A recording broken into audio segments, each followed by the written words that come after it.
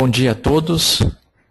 Meu nome é Carlos Vieira. Gostaria de fazer a todos bem-vindos a esta apresentação do seminário online. Esta apresentação ela tem cerca de 45 minutos e nós vamos dedicar mais 15 minutos para perguntas e respostas. Todos os participantes, por favor, fiquem à vontade em escrever suas perguntas a qualquer momento da apresentação. Elas serão respondidas ao final da apresentação. E caso não haja tempo, todas as perguntas serão respondidas por e-mails e postadas no site da Decagon Devices. Durante a apresentação, nós também lançaremos algumas perguntas diretamente na sua tela. Então, fique à vontade de clicar na sua escolha e responder a pergunta. Nós enviaremos uma cópia dessa apresentação, a qual também será postada no website da Decagon. Isso pode levar de 2 a 3 dias, mas nós iremos sim postar uma cópia desta apresentação. Muito bom. Este seminário ele está sendo transmitido da cidade de São José dos Campos. A cidade fica no interior do estado de São Paulo. E hoje nós contamos com a participação de mais de 140 participantes. Observando a lista dos que estão inscritos, nós estamos vendo participantes de Americana, Maceió, Campinas, Dourados, Piracicaba, Dianópolis, São José da Laje, entre outras cidades. Então, sejam todos bem-vindos, é um prazer tê-los conosco. Observando o perfil dos participantes, nós vemos professores, pesquisadores, engenheiros de produção, gerentes de qualidade, entre outros profissionais. Muito bem, antes de iniciar a nossa apresentação, e até de apresentar o nosso palestrante, eu gostaria de prevenir que nós estamos utilizando uma tecnologia via web e sujeitos a algumas falhas no áudio e na transmissão. Se acontecer de perder a conexão ou o áudio ficar ruim por um minutinho, por favor aguarde, mantenha-se conectado, a conexão ela geralmente se restabelece. Agora sim, nosso palestrante dessa manhã, o Fábio Sakaguchi, é engenheiro agrônomo formado pela Universidade Federal do Paraná. Ele trabalhou um período na cidade de Albion, em Nova York, nos Estados Unidos, e é responsável na Decagon Devices pela divisão agro de equipamentos e instrumentos. Então, Fábio, o tempo é seu.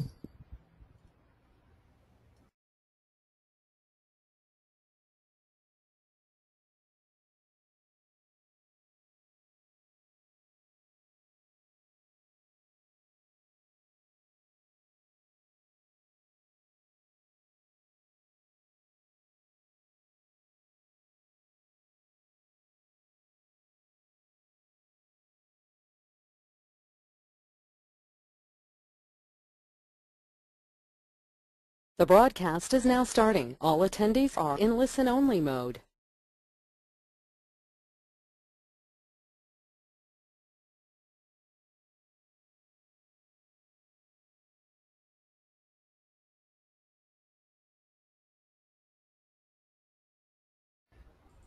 Bom dia a todos, testando o áudio.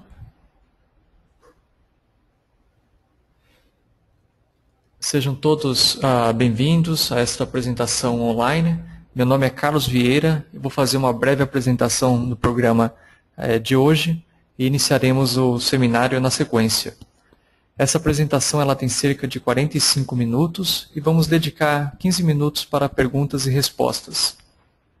Os participantes, por favor, fiquem à vontade em escrever suas perguntas a qualquer momento da apresentação. Elas serão respondidas ao final da apresentação e, caso não haja tempo, serão respondidas por e-mail e postadas no website da Decagon. Nós também lançaremos algumas perguntas durante a apresentação. Por favor, clique diretamente na sua tela para responder. Ainda, nós enviaremos uma cópia dessa apresentação, a qual será postada no website da Decagon dentro dos próximos dias. Este seminário online está sendo transmitido da cidade de São José dos Campos, no interior de São Paulo, a mais de 140 participantes. Entre as cidades dos participantes, nós temos Americana, Maceió, Campinas, Dourados, Piracicaba, Dianópolis, São José da Laje, entre outras. São professores, pesquisadores, engenheiros de produção, gerentes de qualidade, entre outros profissionais. Então, muito obrigado pela participação de cada um de vocês. Essa apresentação ela está sendo feita através de uma ferramenta via web, então sujeitas a algumas falhas. Se acontecer de perder o áudio por um minuto, continue conectado, que geralmente ele se restabelece. O nosso palestrante dessa manhã é Fábio Sakaguchi. Ele é engenheiro agrônomo, formado pela Universidade Federal do Paraná, trabalhou um período na cidade de Albion, em Nova York, e uniu-se à Decagon como responsável pela divisão de equipamentos agro. Então, agora sim, Fábio, o tempo é seu.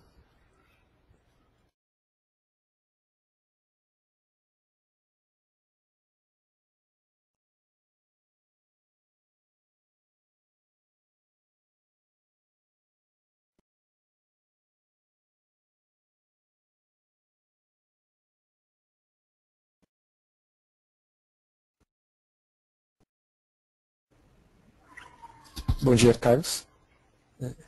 Obrigado pela apresentação e bom dia a todos os participantes também.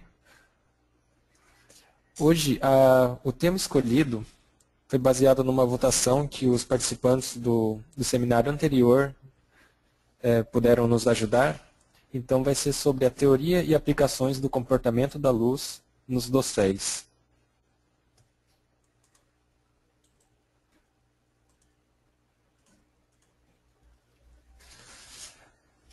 O que a gente vai tratar hoje são os destinos da luz quando ela atinge o dossel de uma planta. E as maneiras que existem de se analisar tanto a parcela dessa luz que é transmitida através do dossel da planta e atinge o solo logo abaixo dela, como a luz refletida, que atinge o dossel da planta e retorna para a atmosfera. E os índices vegetativos que a gente pode trabalhar em cima dessas informações. A luz é um dos recursos que são captados pelas plantas para a realização da fotossíntese.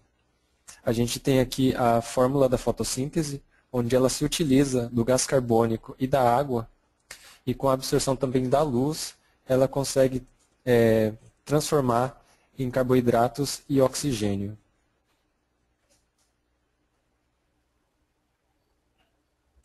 Então a luz, quando ela atinge uma planta, ela pode ter 3 destinos. Ela pode ser transmitida através do dossel da planta, ou seja, ela atinge a planta e chega no solo, logo abaixo dela. Ela pode ser absorvida pela planta e então utilizada no processo da fotossíntese, ou então ela pode ser refletida de volta para a atmosfera. E a gente vai perceber durante essa apresentação que boa parte desse comportamento é ditado pela interação da faixa do espectro luminoso. Aqui a gente tem o espectro luminoso como um todo, e existem as diferentes bandas desse espectro, desde as ondas mais curtas, das ultravioletas, passando pela luz visível e chegando nas ondas longas.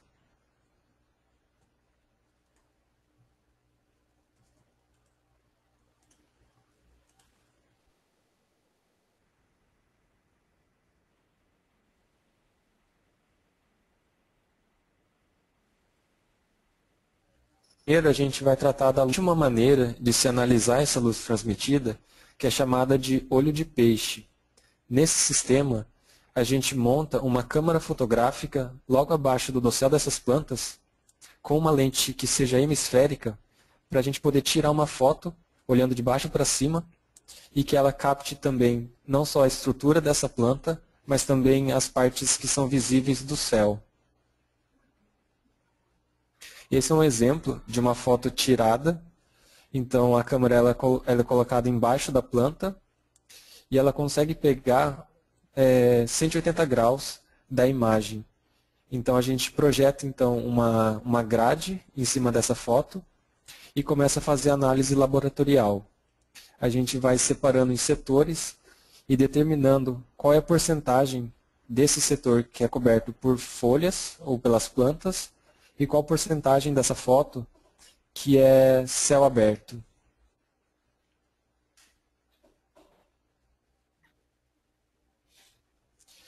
As vantagens desse método de olho de peixe é que ele permite não só calcular a luz transmitida, mas também outros índices, como o coeficiente de extinção e também o índice de área foliar.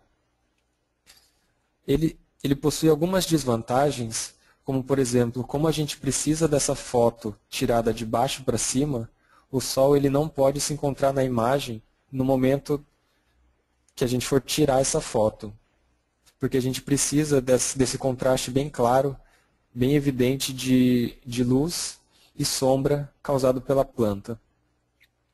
Alguns modelos no mercado eles podem ser caros, no caso das máquinas fotográficas, e é um método bastante subjetivo. Hoje em dia a gente tem alguns software que fazem a interpretação dessas fotos de uma maneira meio automática, mas mesmo na utilização desse software, ainda existe um fator de subjetividade, porque é o usuário que determina, por exemplo, os limiares de brilho que serão analisados.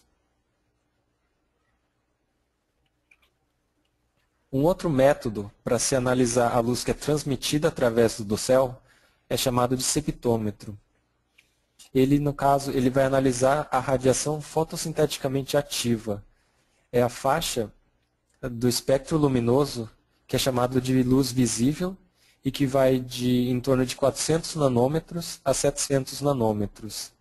É a faixa que a planta utiliza para a realização da fotossíntese e é essa parte da luz que é analisada pelo septômetro. No caso, eles medem em fluxo de fótons, ou seja, uma quantidade, micromols, que atravessa uma certa unidade de área em um determinado tempo. Esse é um exemplo de como a gente pode utilizar o septômetro. Como a gente vai analisar a luz transmitida, a gente precisa tanto da luz que incide na nossa planta, quanto a luz que atravessa e chega abaixo dela. Então a gente precisa de um referencial tirado ou em cima do dossel dessas plantas, quando é possível, a planta é baixa, ou se a planta for muito alta, a gente tira esse referencial em uma clareira, por exemplo, e depois a gente tira novas leituras de luz que é transmitida embaixo do dossel.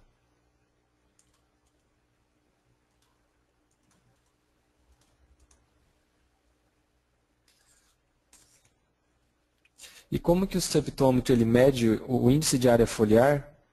Ele vai utilizar essas duas leituras que a gente tirou de RFA incidente e transmitido, e também, baseado nessas equações de Goodrian, Norman e Campbell, ele vai utilizar 5 outras variáveis para o cálculo do índice de área foliar.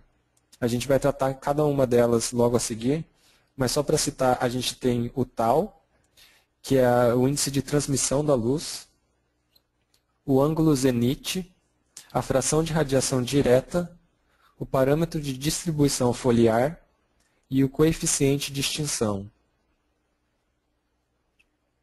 Primeiro, sobre o tau, ele vai nos indicar quanto de luz que atravessou o dossel dessa planta.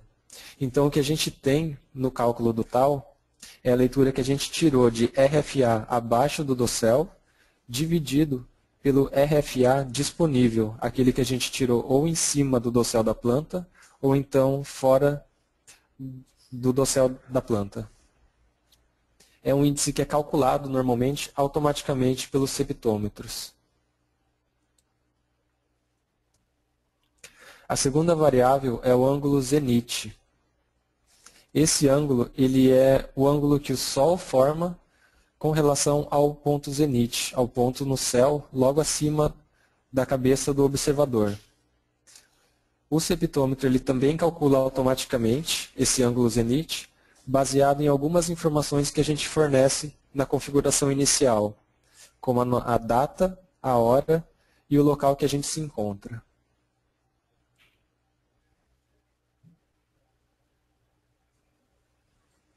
A terceira variável é a fração de radiação direta, ou seja, qual é a parcela da radiação do Sol que incide diretamente no instrumento ou na planta e não que é difundida em outros meios.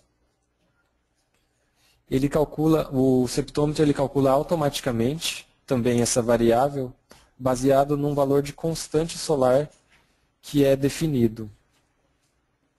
E essa reflexão da luz, ela pode acontecer tanto em construções próximas ao observador, ou em plantas maiores, ou até mesmo na atmosfera, se o dia estiver muito nublado, por exemplo.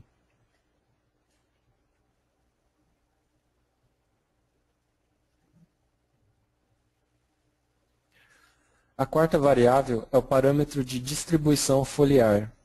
Esse parâmetro é mais diretamente ligado à nossa cultura. Ele vai descrever o formato do dossel da nossa planta. Basicamente, a gente tem uma divisão, uma razão entre o eixo horizontal dessa planta e o eixo vertical dela. E a gente pode perceber com isso que não só esse parâmetro aqui, ele vai variar de acordo com a espécie estudada, mas também a fase em que essa planta se encontra do ciclo dela.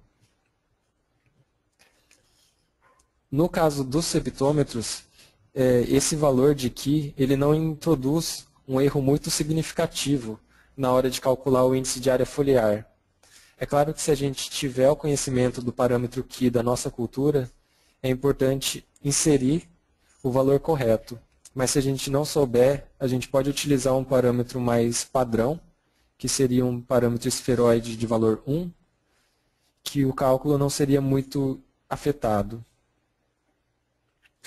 Esse parâmetro Ki, ele é mais importante principalmente em dias em que a gente tem uma incidência de sol muito direta e a radiação não muito difusa, porque a gente percebe na foto aqui que essa radiação mais direta ela vai incidir na planta na sua maior parte em um único ângulo de incidência.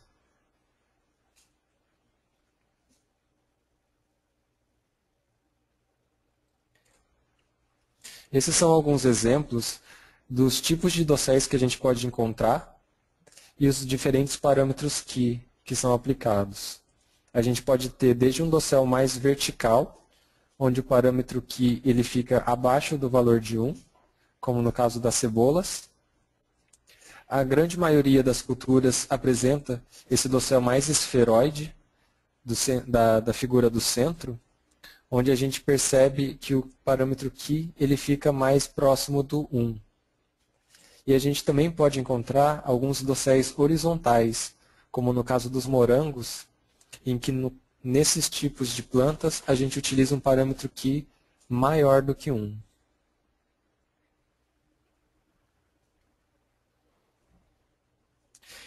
Existem alguns valores de referência na literatura para algumas das principais culturas existentes, e a gente percebe que não só eles variam de acordo com a cultura, mas também dentro da própria cultura, de acordo com a fase.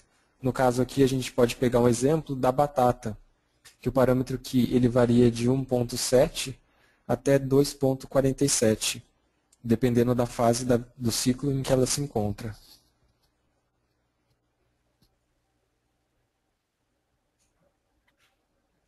Para a gente entender um pouco melhor a influência dessa estrutura de inserção de folhas, a gente trouxe aqui duas figuras.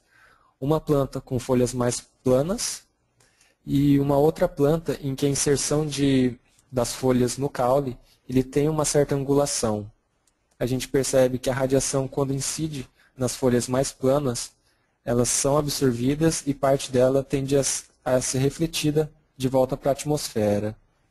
No caso, quando a gente tem plantas com certo ângulo de inserção de folhas, essa radiação ela é absorvida, parte dela é refletida para outras folhas dessa planta e uma outra parte é refletida de volta para a atmosfera. E isso influencia, inclusive, na produção de matéria seca das culturas. Aqui a gente tem dois exemplos. No primeiro, no caso A, a gente tem um ângulo foliar de 0, ou seja, uma folha plana. E no caso B, a gente tem um ângulo de inserção da folha de 80 graus. A gente percebe que em diferentes índices de área foliar, representados aqui pelos L's, a gente pode ter diferentes índices de área foliar, mas que não vão influenciar muito na matéria seca se essa folha tiver um ângulo de 0 graus. Enquanto que no caso B, em que a gente tem um ângulo de inserção de 80 graus, à medida em que a gente aumenta o índice de área foliar, aumenta-se também a produção de matéria seca.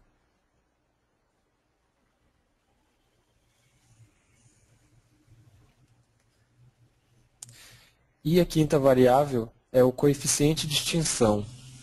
Ele descreve, na realidade, qual é a parcela dessa radiação que não é absorvida pelo dossel. E para o cálculo do coeficiente de extinção, ele utiliza principalmente o ângulo zenite e o ângulo de distribuição foliar, como a gente percebe na equação.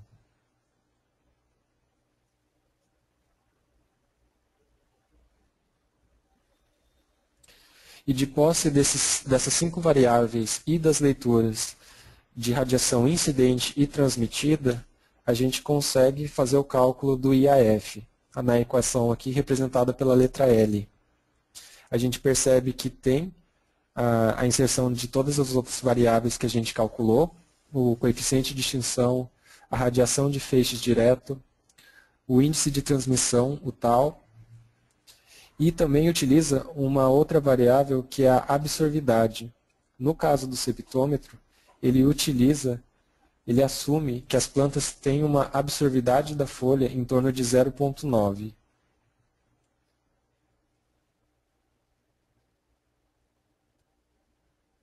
E o que seria esse índice de área foliar que a gente acabou de calcular? No caso, o Watson definiu em 1947 como sendo a área foliar total, considerando uma das faces das folhas, dividido pela área total em que ela ocupa no solo. Fica mais fácil de observar aqui nas nossas fotos o que significaria essa divisão. É como se a gente separasse uma certa área no nosso campo. Aqui as figuras estão fora de ordem, mas a gente pega uma área, por exemplo, o B, em que a gente tem as nossas plantas, e é como se a gente tirasse todas as folhas dessas plantas e colocassem ela uma do lado da outra em planos. No caso desse primeiro exemplo, a gente conseguiu formar 2 áreas de folhas para cada área de solo. E é isso que significa o índice de área foliar. Como ele é uma razão, ele não tem uma unidade de medida. Mas, por exemplo, se a gente tem um valor de 0 de índice de área foliar, quer dizer que naquela área a gente não tem nenhum tipo de cobertura vegetal. Enquanto que se a gente tiver um valor de índice de área foliar de 1, a gente pode entender, por exemplo, que a cada 1 metro quadrado de solo, a gente conseguiu separar 1 metro quadrado de folha.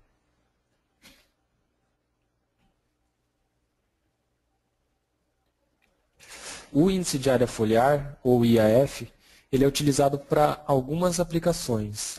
Tem gente que utiliza para determinar a densidade do dossel e a produção de biomassa.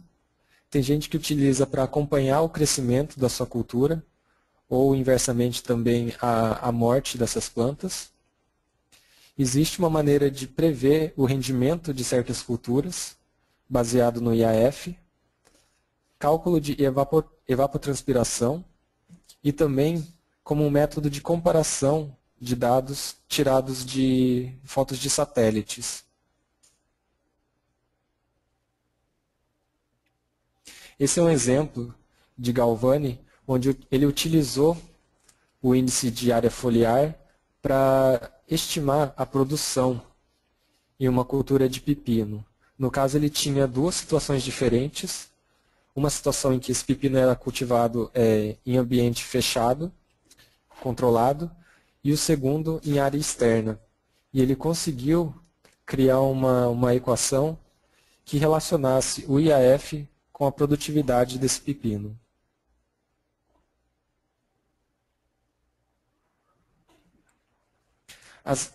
Como qualquer outro método de medição de índice de área foliar, os septômetros eles têm vantagens e desvantagens. Entre as vantagens, a gente pode citar que ele é um método não destrutivo, ou seja, a gente não precisa retirar as folhas das plantas para determinar esse IAF. Ele é um método preciso e relativamente barato, porque um mesmo equipamento ele pode ser utilizado em diversas áreas. Ele é bem rápido, as leituras são tiradas instantaneamente e são leves. Como desvantagens, a gente pode relembrar um pouco da teoria dele, né? Como a gente precisa de uma leitura em cima do dossel e abaixo do dossel, essa seria a maior desvantagem dele no caso de utilização de plantas muito altas. Mas, como citado anteriormente, existem algumas maneiras de se reverter esse processo, de tentar driblar essa desvantagem, que seria tirar o RFA incidente em alguma clareira, por exemplo.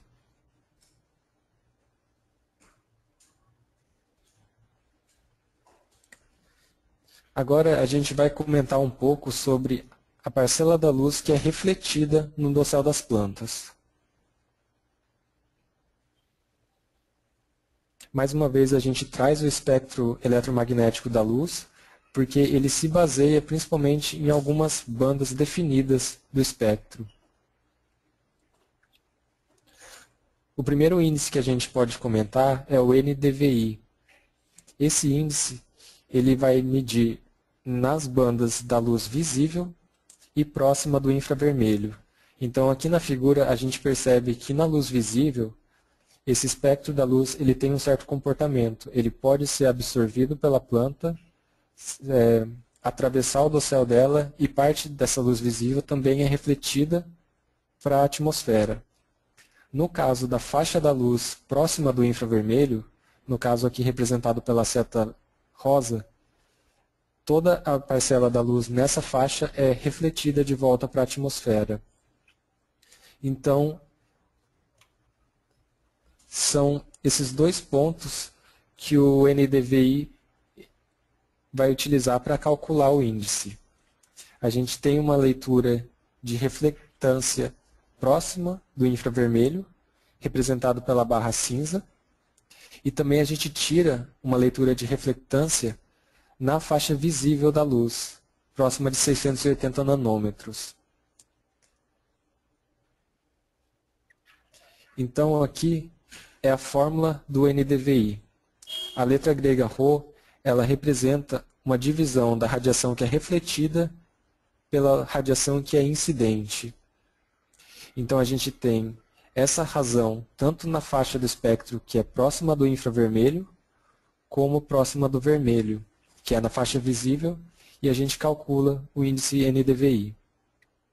Para fazer esse tipo de leitura, a gente precisa de um sensor que seja a referência, ou seja, um sensor voltado para cima, como na primeira foto, e um sensor que vai captar a parcela dessa luz que foi refletida de volta para a atmosfera, como no caso da segunda foto, em que ele é voltado para baixo, apontado para as plantas.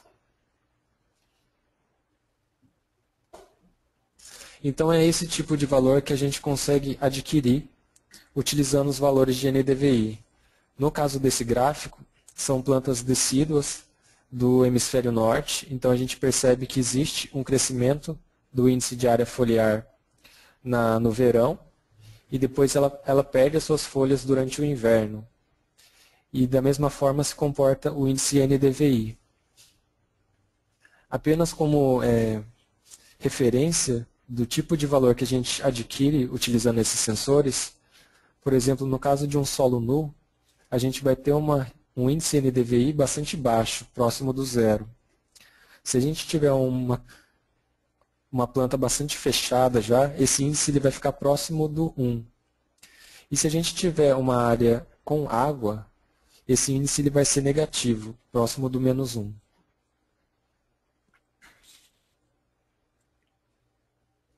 Esse gráfico permite que a gente veja os diferentes índices de área foliar e a reflectância no espectro luminoso. Então a gente percebe que, por exemplo, na linha preta, que é um solo quase descoberto, a diferença de reflectância próximo dos 680 nanômetros e os 800 nanômetros, ela é menos acentuada, por exemplo, do que no caso do índice de área foliar de 6. Ou seja, o princípio é, quanto mais cobertura vegetal a gente tem na área, mais essa diferença vai ser acentuada na faixa próxima do infravermelho e na faixa visível da luz.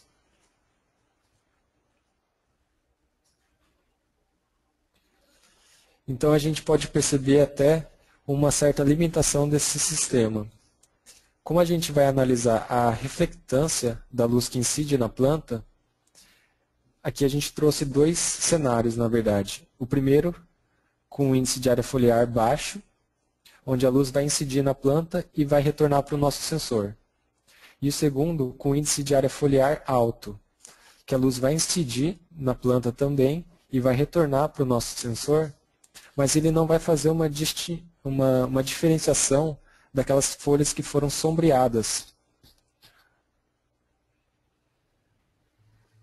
No entanto, alguns pesquisadores consideram isso como uma vantagem, porque apesar do índice NDVI não representar essas folhas sombreadas em si também não cooperam muito para o processo de fotossíntese da planta. Então, dependendo da sua aplicação, essa limitação do sensor pode ser mais significativa ou menos. E o índice de transmissão da luz a gente utiliza, por exemplo, para o cálculo de biomassa. Aqui a gente tem uma fórmula resumida de um cálculo de biomassa, onde a gente utiliza a eficiência de conversão na utilização da luz, o RUE, a fração de luz interceptada, que é o FI, e a radiação solar total incidente naquela área, representada pela letra S. Então, o que a gente pode fazer é chegar nesse valor de luz interceptada, que é o FI, basicamente fazendo a conta de 1 menos a luz que foi transmitida através do dossel.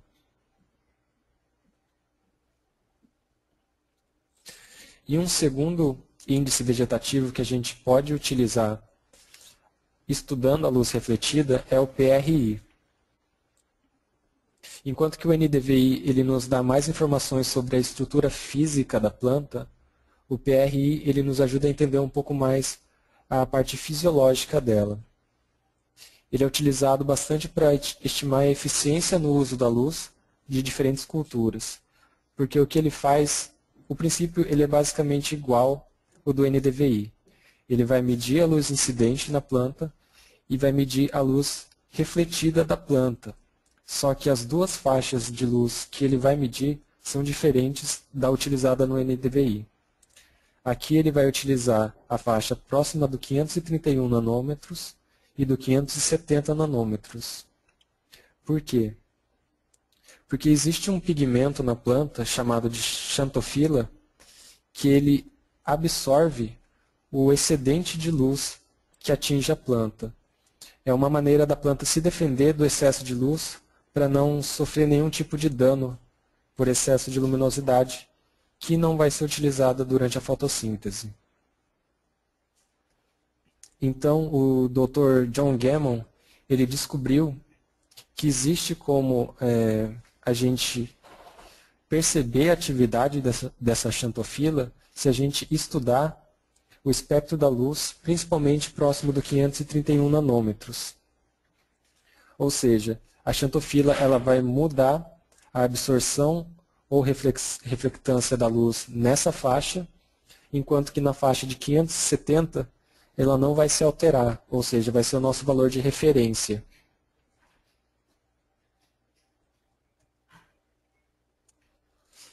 Então, o que a gente percebe é que a xantofila ela vai absorver o excesso de radiação na faixa de 531, como uma maneira de defender os centros de recepção de clorofila do excesso da luz. Ou seja, mais luz, as xantofilas elas vão absorver mais a radiação na faixa de 531 e vai proteger mais a planta contra os sintomas da fotoinibição. E com isso a gente consegue dados importantes sobre a eficiência no uso da luz pela planta. E outras aplicações também do índice PRI por exemplo, na taxa máxima de fotossíntese e no estudo de transporte de elétrons em condições de saturação luminosa. Essa saturação que varia de acordo com a espécie.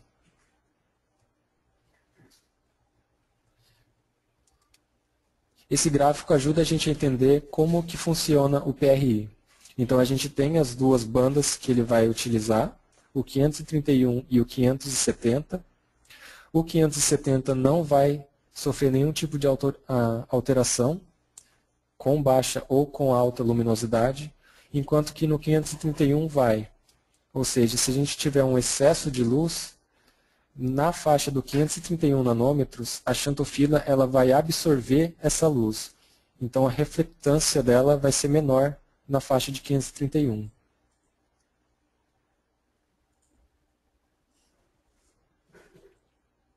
E voltando no cálculo de biomassa, a gente percebe que enquanto o NDVI nos ajudou a encontrar a luz interceptada, o índice FI da fórmula, o PRI ele vem sendo estudado para tentar determinar o RUE da nossa cultura, ou seja, a eficiência de certa planta na utilização da luz. Existem alguns estudos, eles estão no início ainda, mas que comprovam que existe sim uma relação entre a absorvância do PRI e a eficiência na utilização da luz.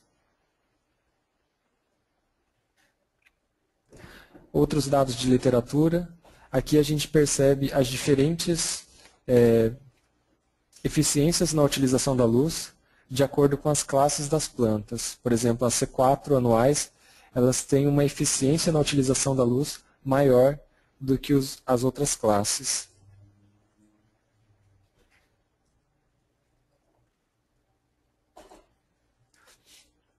E esse é um tipo de gráfico que a gente consegue adquirir utilizando os sensores de PRI.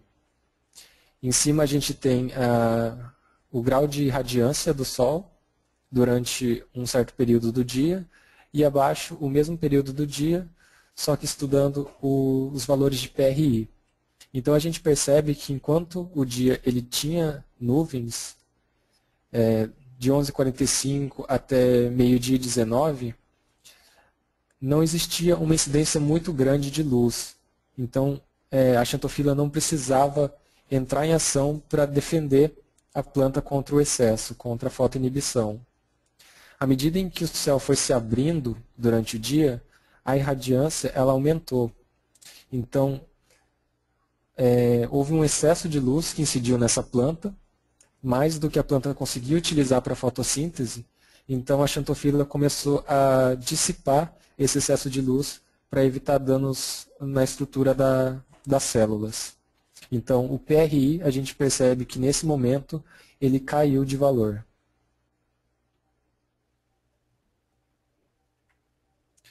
Mais uma vez, é um sistema que tem vantagens e desvantagens. Como ele é um método indireto, ele também é um método não destrutivo, ele é preciso e relativamente barato, porque a gente pode utilizar só um sensor como sendo a referência e vários sensores apontados para as plantas para pegar a reflectância. Uma outra vantagem também é que é um sistema que pode ser colocado no campo de maneira permanente, então a gente tem esses valores ao longo do ciclo da cultura, por exemplo. Mas, como desvantagens, como a gente precisa da luz que incide na planta e que é refletida de volta para a atmosfera, a gente precisa que esses sensores sejam voltados para a planta de cima para baixo. E é um problema principalmente em plantas muito altas.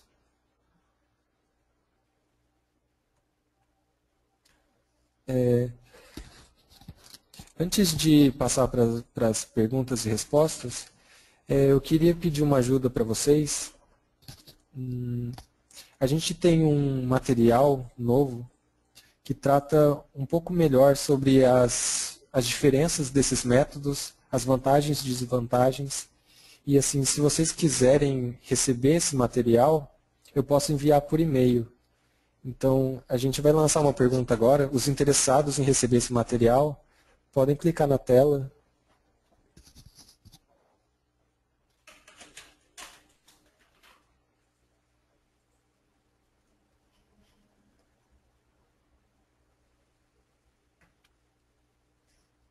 Como esse material ele é novo, ele ainda se encontra em inglês, mas a gente vai trabalhar em cima da tradução dele.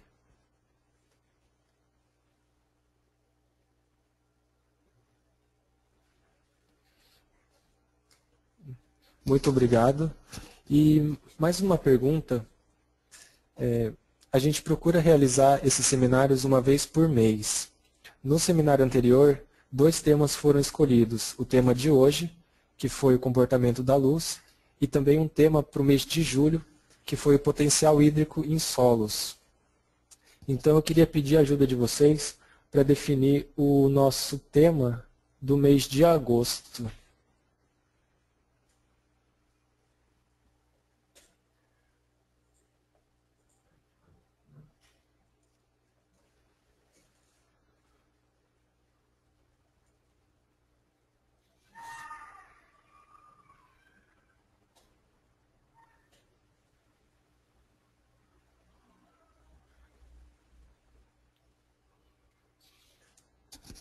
A gente está recebendo os votos e em torno de 45% das pessoas têm interesse no tema de condutância estomática. Então a gente pode definir esse tema para o mês de agosto, para o nosso, não o próximo seminário, mas daqui a 2 seminários, na verdade, né? Muito obrigado pela participação. E agora a gente vai abrir um espaço para responder as perguntas que vocês quiserem nos enviar. Obrigado.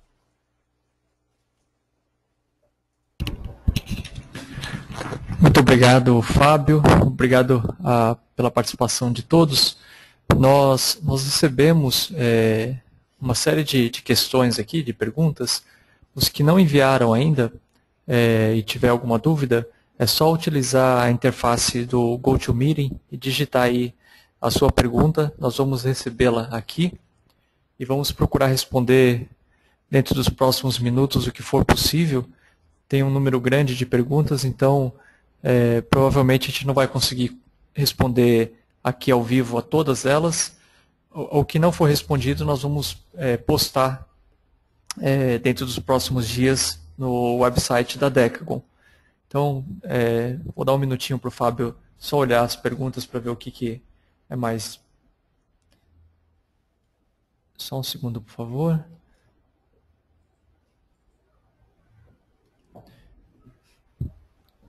Então, nós temos aqui a pergunta da participante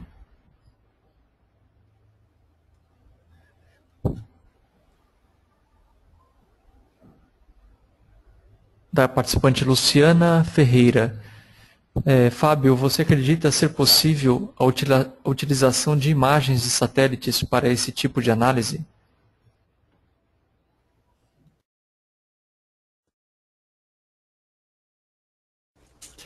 Bom, Luciana, na verdade existe sim alguns estudos comparando as imagens de satélite com alguns métodos terrestres que a gente utiliza e eles correspondem bastante.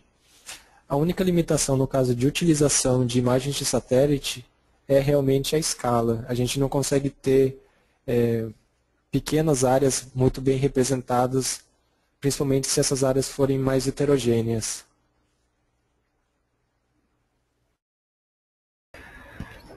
A próxima pergunta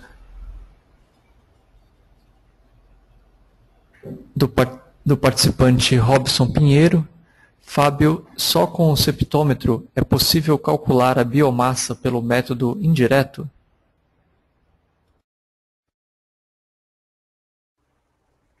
Bom, Robson, não. Na verdade, os métodos que a gente citou hoje, eles todos, de uma certa maneira, conseguem chegar nesse cálculo de biomassa. Alguns já são mais utilizados nos estudos.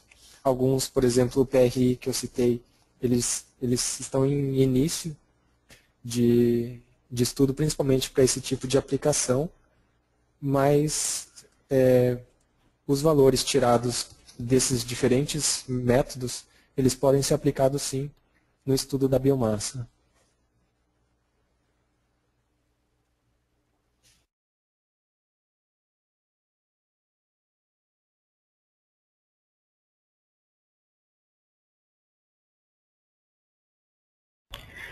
A pergunta do participante Carlos Gomide. Fábio, como remover ou diminuir o efeito de colmos ou folhas mortas na estimativa do IAF?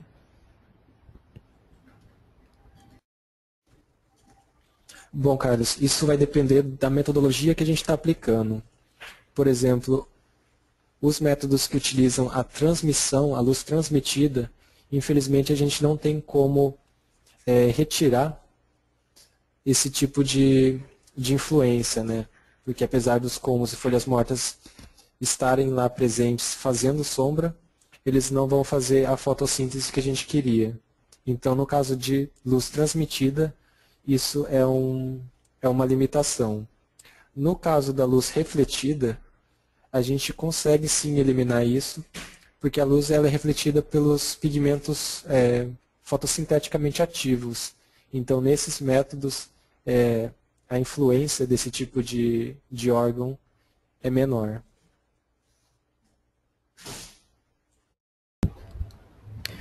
Muito bem, ainda temos mais um minutinho.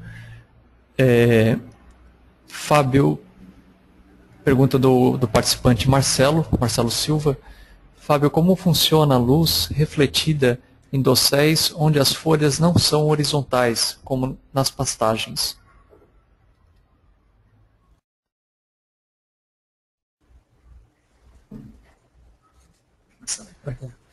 Oi, Marcelo. A gente percebeu durante a apresentação que no caso, principalmente de pastagens, que a gente tem um certo ângulo de inserção das folhas, a tendência é que a utilização da luz seja um pouquinho melhor. Então, a luz refletida, ela vai ser refletida baseada nas folhas que tiverem essa incidência de luz.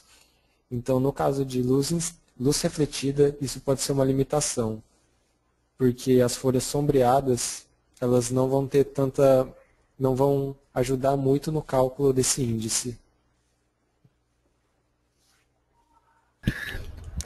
Pergunta do participante Assis Liz. Fábio, eu perdi a apresentação do mês de maio, teria como repassar algum conteúdo?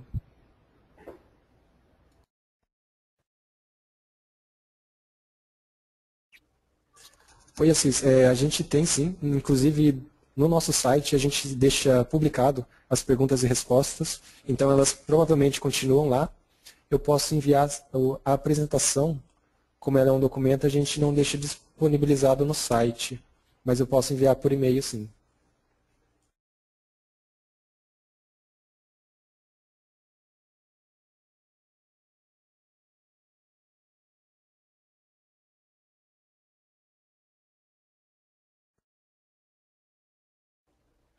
Inclusive, aproveitando a pergunta do Assis, a gente também trabalha com alguns equipamentos, alguns dos equipamentos que a gente apresentou durante essa palestra. Então, se vocês tiverem interesse em receber algum orçamento, por favor, respondam na nossa próxima pergunta.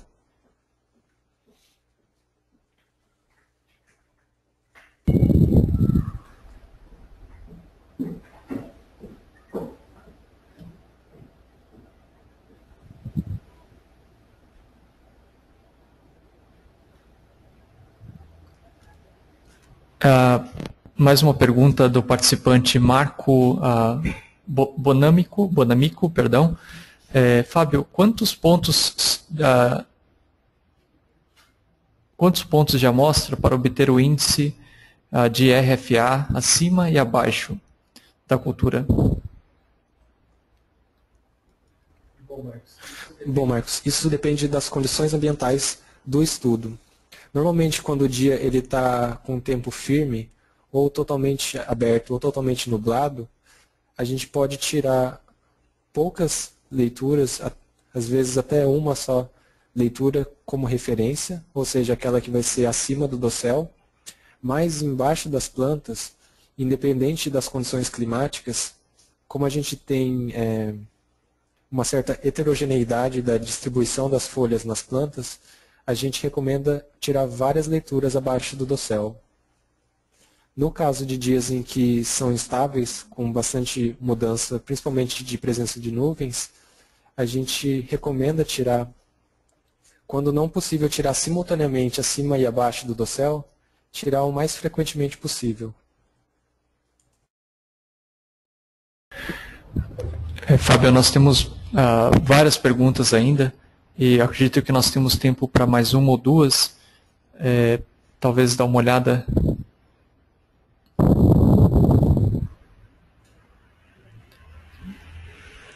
Ok, então temos a pergunta, e só esclarecendo, todas as perguntas serão respondidas. Talvez nem todas serão respondidas ao vivo aqui, mas elas serão respondidas e depois postadas no site. Então vamos à pergunta da participante Ângela Sanches. Fábio, todos os métodos descritos têm a mesma confiabilidade de dados? Ângela. Oi, Ângela. Eu tenho algumas informações de estudos que compararam os métodos indiretos com os métodos diretos. Os métodos diretos, eles são considerados os mais precisos, até porque a gente tira todas essas folhas e ou por medida de peso ou por escaneamento das folhas, a gente tem um valor bastante exato. Então, alguns estudos comparam sempre esses métodos indiretos com esses tipos de métodos, os diretos. O que eu tenho informação são de comparações de septômetros, não só de fabricação da Decagon, mas de outros fabricantes também, em que eles compararam as medições de IAF com o método direto. E o que foi percebido é que todos os métodos ficaram bastante próximos e a única observação foi que os métodos do septômetro subestimaram um pouquinho o IAF. Mas a interpretação dessa subestimação acaba sendo divergente. Tem gente que entende como sendo uma coisa boa, porque apesar do IAF ser um pouquinho mais baixo, ele também considera que aquelas folhas sombreadas não estão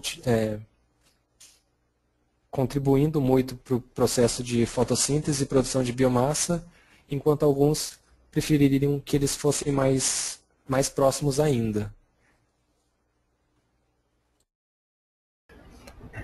A nossa última pergunta, então, é do participante Juliano Webel.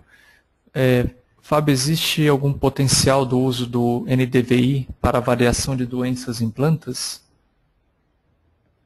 Juliano.